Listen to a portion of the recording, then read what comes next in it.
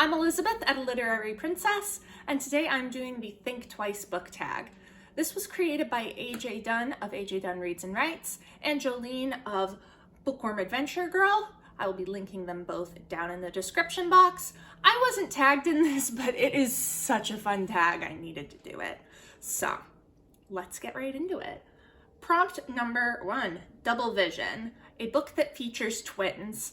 And when I read this prompt, I was immediately like, I've never in my life read a book that featured twins ever, which is a straight up lie. But luckily, right in front of my face was The Heavenly Twins by Sarah Grand. So this is a Victorian novel. It kind of focuses on 3 heroines, one of whom is half of the Heavenly Twins of the title, Angelica. So her twin brother is nicknamed Diavolo, because the two of them get into a lot of mischief when they are children. They are constantly switching clothes and cross-dressing. When they are separated, Diavolo with a tutor and Angelica with a governess, they kick up such a fuss until the parents are just like, yeah, okay, you can both go with the tutor and learn the same things, fine. So they are frequently, in actual Victorian reviews, they are probably the most focused on part of the book. Like, everybody really loved their antics, which kind of took away from the message of the book, which was dealing with the issues of marriage and women's rights, but you know. But yeah, twins, Angelica and Diavolo, they are a very interesting pair. I don't really know why it's called The Heavenly Twins, though, because Diavolo is not a really big part of the book. It's more Angelica that gets focused on, but I don't know. Prompt number 2, Double Talk, a book with 2 or twice in the title. And I decided to go with The Two Towers by J.R.R. Tolkien, because I literally just racked over my shelves and I could not find another one with 2 or twice in the title. I didn't want to hold up this giant book, but I couldn't find anything else. So I was like, well, The Two Towers it is. And I mean, really, it's a classic, so can't be too mad about it. Prompt number 3, Seeing Double, a book with a reflection, shadow, or mirror image on the cover. I had such a hard time with this. Every book that I was like, this one must have it. Nope, it didn't. This one, nope. Finally, I found one. This is Heart's Blood by Juliette Marillier. It is a retelling of Beauty and the Beast. And as you can see, we have our main character, whose name I don't remember. Caitlin.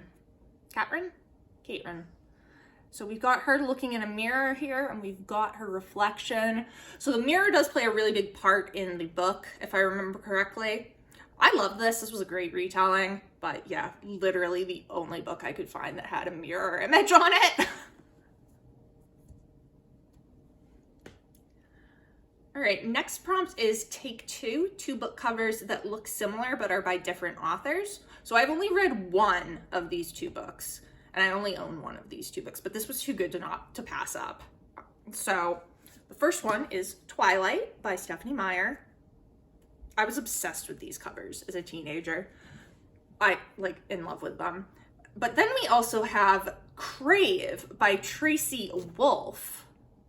So let's put them side by side here. Like, it's the same. It is the same. Even the font is the same. Look at it.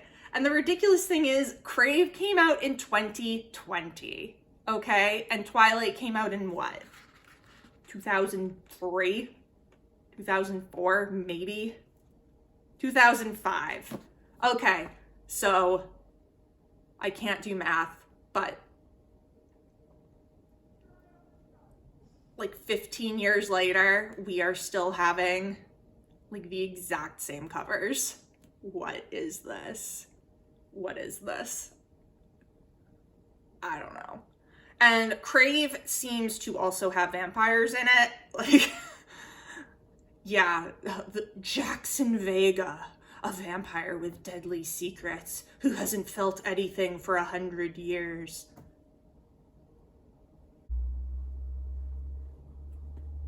It's the same book. Even has the same cover. But yeah, I kind of do want to read Crave. I've heard a few people talk about it, and like it kind of sounds like it would be my like trashy paranormal fantasy romance that I have talked about kind of really enjoying. Like I really enjoyed Twilight, but I don't know. I looked to see if my library had a copy, and it is damaged and currently being mended. So I'm like, what the fuck did you people do to it? But maybe eventually once exams are over and I'm like craving something, and I'm craving something kind of trashy. But anyway, yeah, it looks exactly the same. All right, the next prompt is I second that, and it is a retelling. I had so many to pick from because, as you may know, if you've been here a while, I love fairy tale retellings, but I decided to go with The Snow Child by Eowyn Ivey. So this is a historical fiction, magical realism retelling of The Snow Child, which features an old man and an old woman who wish they had a child, and they make a little snow child one winter when it's snowing, and then she comes to life. And that is basically what this is. So this takes place in Alaska in the 20s, and Jack and Mabel have just moved to their homestead, and there is depression. Like, Mabel is very depressed. I'm pretty sure that she has lost a child, if I remember correctly. And so in the snow one day, they build a child out of snow, and she comes to life, and her name is Faina.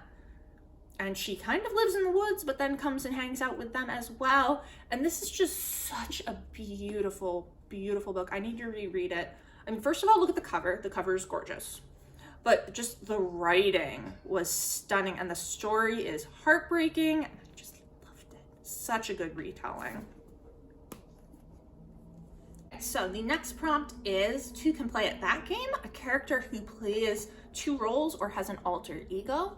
I decided to go with the drawing of the three from Stephen King's Dark Tower series.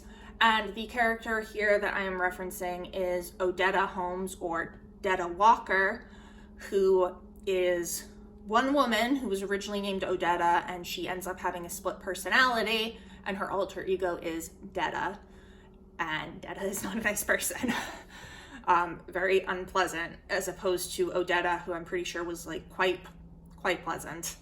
And they do end up merging into one character of Susanna, I think at the end of this book, if I remember correctly. But yeah, I haven't read this series in forever, and I really need to reread it and like actually finish it, because I really liked it and I don't remember much about it. But I do remember the Odetta Detta thing and being like, huh. And then when I saw this prompt, I was like, oh hey, I know one. Next up, It Takes Two, a duology. So I talk a lot about the first book in this duology on here, which is Winter Song by S.J. Jones. Yes, I've screamed about this plenty, but I do not often talk about the next one in the duology, Shadow Song, which is a very different book from Winter Song, but it's a nice follow-up. It deals more with, so Winter Song is basically a kind of dark romance between Liesl and the Goblin King, who she agrees to marry in order to save her sister. And then this picks, I can't say much without spoilers, but this picks up after and kind of deals with Liesl returning to her own world. But I love this series. Winter Song is definitely my preferred book of the duology, but Shadow Song is also really great, and I was so excited when it came out. On the double, a book told in two timelines. So for this, I went with The Silent Companions by Laura Purcell. Oh my God, This is a great book, especially it's October now. It is spooky season. You want a good Halloween read? Here you go. And it's short. Look at that. So this follows Elsie, who is, I believe this is in the Victorian period, if I am remembering correctly. But she, yes, in 1865, and she has married and gone to her husband's estate, and things are happening. And the second timeline is in 1635, back with, I don't remember her name, but which shows kind of the beginning of the problems. So I adore this book. It is so good. It handles the two timelines really well. Like sometimes you like one more than the other, or it switches and you're like, don't do that. But this is fantastic. I loved it. Next up, A Perfect Pair. The last two books you gave 5 stars to. And so one, I don't have a physical copy, and that is Babel, or The Necessity of Violence, An Arcane History of the Oxford Translators' Revolution by R.F. Kuang, whose name I think I'm pronouncing right. I think I've looked it up like 6 times now. Yeah, this just came out. I had an arc of it. I adored it. Dark academia meets the Victorian era with fantasy. It's like Jonathan Strange meets Mr. Norrell, but add in the secret history. And I really adored this. I love the critique of academia that is going on here.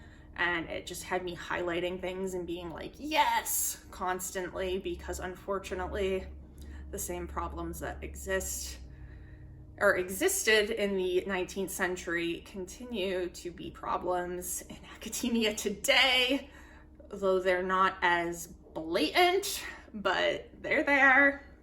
So yeah, I adored this, gave it 5 stars. It is my top book of the year. And then the next one that I gave 5 stars was Belinda by Maria Edgeworth. This was published in 1801, so Edgeworth was a contemporary of Jane Austen's, and this has very similar premise to Austen or Frances Burney. It's a young woman coming out in society for the first time, on the marriage market, and I love this. This is so good. It's so well written. It deals with issues of gender, it deals with issues of race, and Belinda is just a fantastic main character who is so practical. I adored her. I was like, yes, girl, yes, my hero. And I just loved this. I can't wait to read more from Edgeworth. 2 for the Show, a book that has been adapted to film 2 or more times. Okay, and now we are going to talk about Wuthering Heights by Emily Bronte. I don't even know how many times this has been adapted for film, but they all suck. Okay, Wuthering Heights is my favorite book ever. It is the story of basically Kathy and Heathcliff getting revenge on everybody that he feels has wronged him, and then also putting that revenge onto their children, who then eventually rise above to be better than their parents. But the adaptations of this are all terrible. So I don't even know how many of them I've seen. I've seen the 1939 one with Laurence Olivier, and I hate that one because it romanticizes Heathcliff and turns him into not a bad person, and it just completely makes it a love story between Kathy and Heathcliff. That is not what this is. This is not a love story between Kathy and Heathcliff. You are not supposed to think that what they have is good. It's not. I then saw the, you know what? Hold on. Let me bring up the list. Okay. So, yeah. 1939 one, awful, hated it. Costumes were terrible. Like, I get it was the 30s, but I don't care. It sucked. There was a 1970 film starring Timothy Dalton, and it didn't cover the whole book, so that is trash. As soon as it doesn't cover the second generation, it has missed the entire point of the story. The whole point of the story. You can't have the full story without the second generation. This whole video is just going to be me ranting about Wuthering Heights adaptations. Okay, there was a 1992 film, Emily Bronte's Wuthering Heights. So clearly in the 90s we had a trend of calling it the author's title, because we also had Bram Stoker's Dracula. But this starred Ralph Fiennes. I don't actually know how to pronounce his name. And is it Juliette? Yeah, Juliette Binoche as Catherine. And this was okay. It actually includes the full story, so pretty good. I remember they cut it, because it's a film, they cut a lot down. Ultimately, Wuthering Heights just doesn't work as a movie at all, in my opinion. But I appreciated that this version had the, I'm gonna put the book down. I appreciate this version had the second generation. I think my main issue with it was they cut down too much, and the main characters are too old to play them, Kathy and Heathcliff, at the beginning of the story. And then we had, we'll talk about that one last. We'll talk about that one last. There was a 1998 TV film that I hated. I thought this was awful. And again, the characters were too old. Like, they are literal children when this book starts. And by the end of the, like, first generation, like, story, so it's in 2 volumes, by the end of the first volume, they're, like, in their 20s. And they were, like, in their 30s or 40s. It wasn't good. It wasn't good. Then we had a 1978 TV serial. I'm not actually sure if I saw this one. It apparently actually keeps the second generation, so that's good. But again, they look old. They look too old. Too old. And then we have the 2009 serial, and this one was okay. It keeps the whole story, but I wasn't a big fan of the costumes. Oh, it's Tom Hardy as Heathcliff? Really? I didn't know that. Huh. But it did keep the full story, so I appreciated that. And then the freaking worst one, the 2011 film that could have been so good because it was so beautiful, and they ruined it. They cut out the second generation. They cut out some of the best lines in the entire book. It was terrible, so terrible. And it could have been so great. It was so gorgeous. The ambiance, mwah, beautiful. Oh, loved it. Actual execution of the story, horrible, terrible, no. So yes, there are no good adaptations of Wuthering Heights. And I don't know if they should just stop trying because it's like not adaptable, or if they should try again. I don't want them to try again. I just want them to leave it alone. Like, just stop. Stop. Okay, back to your regularly scheduled programming. Next is Two's Company, a book with 2 or more authors, or a translated fiction book. I decided to go with a translated book, and I have picked Drive Your Plow Over the Bones of the Dead by Olga Tokarczuk. So this was originally written in Polish and published in like 2009 over in Poland, but then it was translated into English by Antonia Lloyd-Jones and released in the United States in 2019, where it ultimately won, I believe, not the Pulitzer, was it the Nobel Prize for Literature? I think it's the Nobel. Yes, Nobel Prize for Literature in 2018. Okay, so it came out in 2018, I guess. The 2019 date must be for an audiobook. Anyway, so yes, I love this book. It follows Janina, who is living in a remote Polish village, and she's a bit odd, and people kind of think she's a bit crazy, and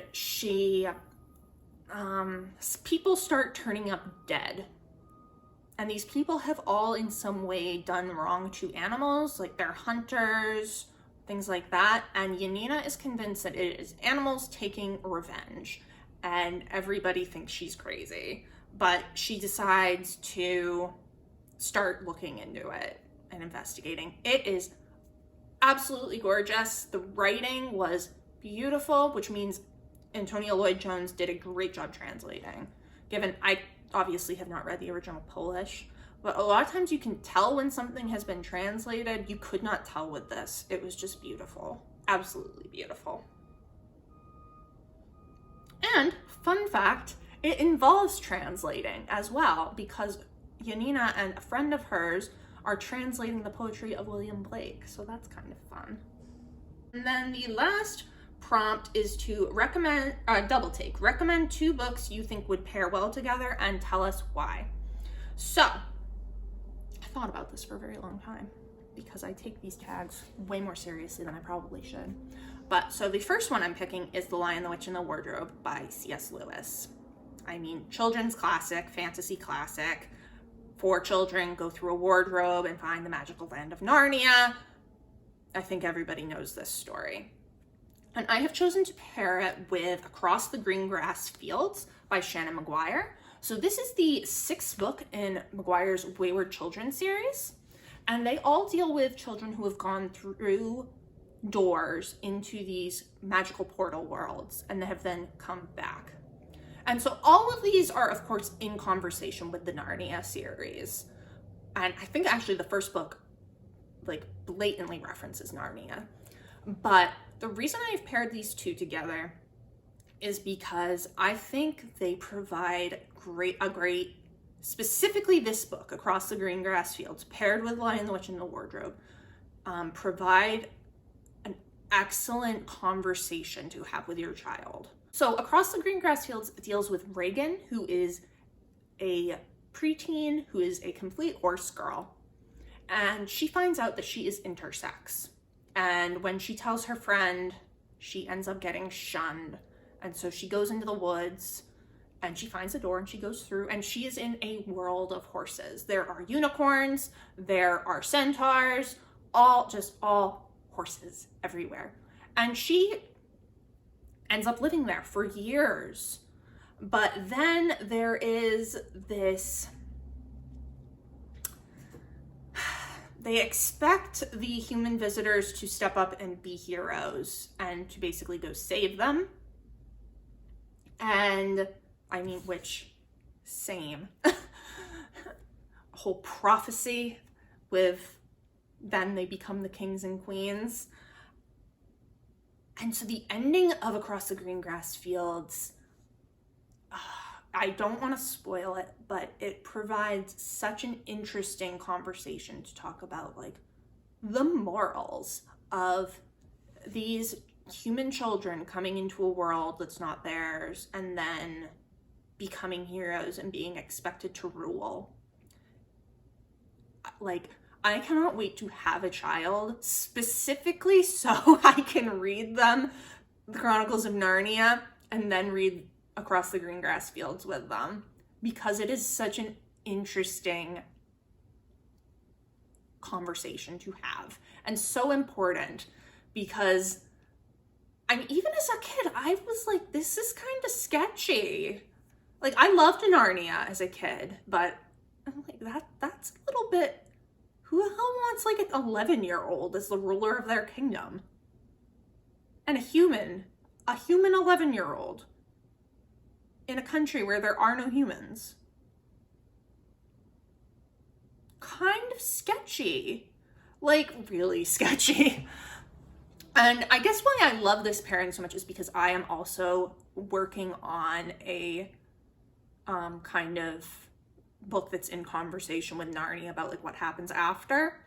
So I love books that do that, and I just think this is such a great pair, and that it's like, if you've read Narnia, The Lion, the Witch, and the Wardrobe, then read Across the Green Grass Fields, because it's so good. And also, most of McGuire's Wayward Children books are skew much older. Like, there's a lot of violence in them.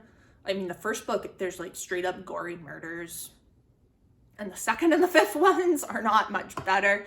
but Across the Green Grass Fields is actually appropriate for like a 12-year-old, which is like a 10 to 12-year-old, which is about when you'd be reading Narnia, in my opinion.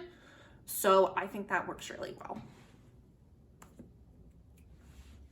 All right, so that is the Think Twice book tag. I am not going to tag anybody because I don't know who's been tagged or whatever, but if you would like to do this, consider yourself tagged. Thank you so much to AJ and Jolene for making this awesome tag. It has been great chatting with you all. I will see you soon. Bye.